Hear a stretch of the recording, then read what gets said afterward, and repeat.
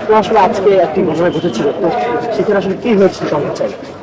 আমাদের তো সরকার বলে দিয়েছেন যে আমরা মাঠে ঢুকবো, কিন্তু সরকার পুরো মাঠ খালি করে যেন কোনো রকম প্রবলেম তৈরি না হয়। পুরো মাঠ যেটা আগে থেকে তাদের একটা দলের অবস্থান ছিল এবং তারা কিছু লোকজন একত্রিত করে রেখেছিলেন, তো তারা থাকা অবস্থায় যদি আমরা ঢুকি নানান সমস্যা তৈরি হতে পারে।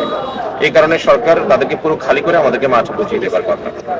তাহলে আমাদের অল্প সময় থেকে যে আমাদের যেহেতু 20 তারিখ থেকে প্রোগ্রাম শুরু, তো এখন তো আমাদের হাতে একদম অল্প সময় আছে।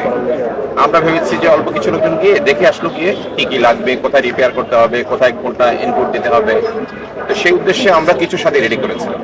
কিন্তু গত রাত্রে থেকেই সরকারের উচ্চ লেভেল থেকে আমাদের ফোন করা হয়েছে যে ওই কয়েকজনও যাবার দরকার নেই। তো আমরা যে সেই কয়েকজনও যাব না এটা নিশ্চিত করার জন্য আজকে ডিসি গাজীপুরের ডিসি মহোদয়া ওনার অফিসে গেলাম, ওনাকে জানিয়ে এসেছি আমরা যাবো না। সেখান থেকে আমরা পুলিশের ডিসি মহোদয়ের কাছে এসেছি, ওনার কাছে মিস্টার নাসিরের ওখানে এডিসি হাফিজ সাহেব ছিলেন, তাদের দুজনের উপস্থিতিতে আবার ওসি মহোদয় ছিলেন টঙ্গী পশ্চিম থানা, তো ইস্কান্দার ওনার নাম, উনিও ছিলেন। তিনজনের উপস্থিতিতে আমরা নিশ্চিত করেছি যে আমরা ময়দানে ঢুকবো না যতক্ষণ আপনারা আমাদের খালি করে নেবেন। তারা বিকাল আনুমানিক আজকের বিকাল 4টা থেকে আমাদেরকে জানানোর কথা। এই কথা বলে আমরা থানা থেকে বেরিয়ে একটা চিকন রাস্তা আছে যেটা দিয়ে ঢাকা ময়মনসিংহ রোডে উঠা যায়, যেখানে আবার কামারপাড়া রোডটা শুরু হয়েছে। তো আমাদের এখানে আসতে হলে তো সেটাই রাস্তা। আমরা ঢাকা ময়মনসিংহ রোডে উঠেছি, সাথে সাথে আনুমানিক 200-250 সংখ্যা হবে, সংখ্যা তো আল্লাহ ভালো জানেন। আনুমানিক আন্দাজ করে 200-250 মতো ছিলেন।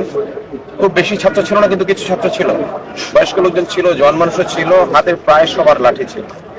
এরা সব আমাদের গাড়িকে ঘিরে ধরেছে, কারণ চিনতে পারছিল তারা, এবং বলছিল আজে বাজে শব্দ উচ্চারণ করছিল,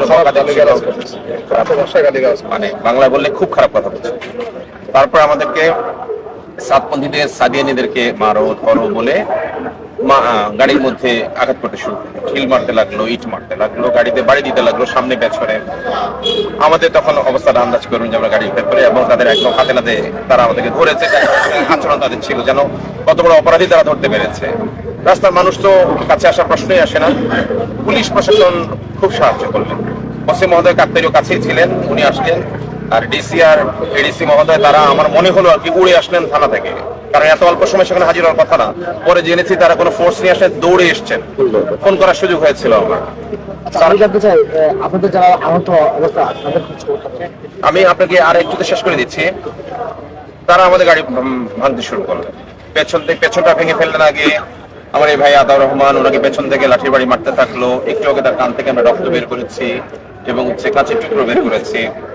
তারপরে ডিসি মহোদয় নিজে দাঁড়িয়ে থেকে গাড়ির সামনে, এবং এডিসি মহোদয় দুজন মিলে আমাদের গাড়ি রাস্তা ক্লিয়ার করে আমাদেরকে পার করতে চেষ্টা করছিল। ওরা যখন বুঝতে পারছিল যে আমরা চলে যেতে পারি, আমরা গাড়িটা আস্তে একটু টার্ন নেওয়ার চেষ্টা করছিলাম, তখন অনেক বড় ইট দিয়ে, আপনি জানেন এটা দামি মাইক্রো, পাশের গ্লাসটা খুব মোটা ছিল, গ্লাস ভেঙে আমাদের এই বশির ভাই যার অপারেশন হয়েছে অবস্থা সুবিধার না, উনি নিজে গাড়ির মালিক, ওনার এদিকটা থেতলে দিয়েছে, অনেক রক্ত বেরিয়েছে ওখান দিয়ে। আমরা তারপরে ওখান থেকে বেরোয় এসে ব্রিজের উপরে উঠে, তারপর উনি গাড়ি চালাতে পারছিলেন না, ওনাকে চেঞ্জ করে আমি গাড়ি চালিয়ে তারপর আমরা হাসপাতালে এখানে নিতে আসছি। আমাদের অপরাধ সর্বোচ্চ এটুকু হতে পারে যে আমরা সরকারের রাস্তার মধ্যে আমাদের গাড়ি নিয়ে আমাদের গন্তব্যে যাচ্ছিলাম, এছাড়া তার কোনো অপরাধ আমাদের ছিল না। আচ্ছা, যারা আহত লোকের অবস্থা কি?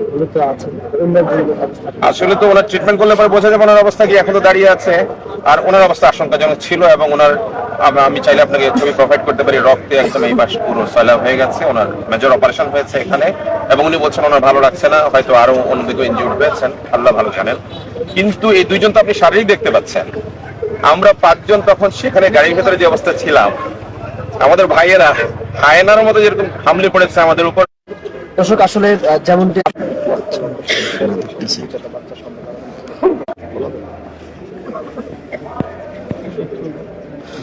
দর্শক টঙ্গীর ইসলাম মাঠ আসলে যেমনটি আসলে ঘটছে, যে কিছুক্ষণ আগে যে তথ্য আমাদেরকে জানিয়ে রাখি, আজকে সকালে যারা আসলে ইসলাম মাঠের দিকে আসছেন জনগণের সঙ্গে মতবিরোধ করে, তখন কিন্তু জুবাইরপন্থীর সঙ্গে কিন্তু তাদের এক ধরনের তারা কিন্তু তাদের অভিযোগ হচ্ছে তাদের উপর অতর্কিত হামলা চালায়, এবং এখানে কিন্তু 5 জন আহত হয়। এরপরে কিন্তু একজনকে এই মুহূর্তে হাসপাতালে ভর্তি করা আছে। আমরা দেখেছি এখন জুবাইরপন্থী যারা রয়েছেন তারা কিন্তু ঠিক টঙ্গীর ইসলাম মাঠের ঠিক পূর্বাসে কিন্তু অবস্থান করছেন। অন্যদিকে যারা মানে ছাত্রী রয়েছেন তারা কিন্তু টঙ্গীর নদীর পশ্চিমবঙ্গে অবস্থান করছেন।